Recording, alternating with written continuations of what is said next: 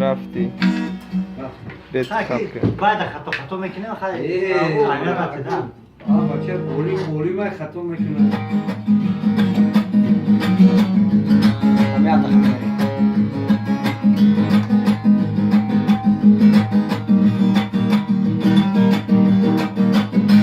در غربت اگر من رسد بر بدنی من کومو در دل سوز که دوزد کفنی من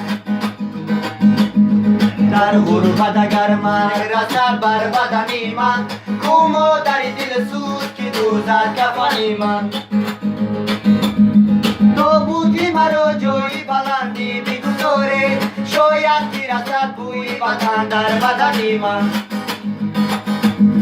تو بودی مرا جوی بلندی میگذاره شاید که رسد بوی وطن در بدنی من در غربت اگر من رسد بر بدنی من کومو در دل سوز که دوزد کفنی من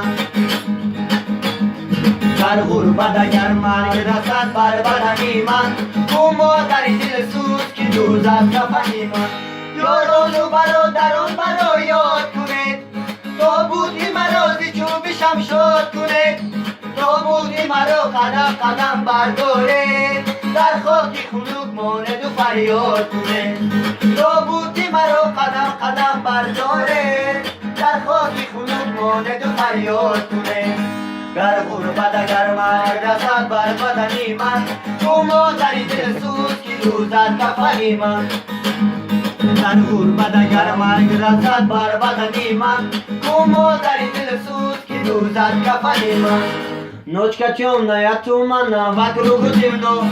Мать говорит, без мама плачет за углом. А но стоит спины прижаты, на бичучу горбаты, поют на языке роднем.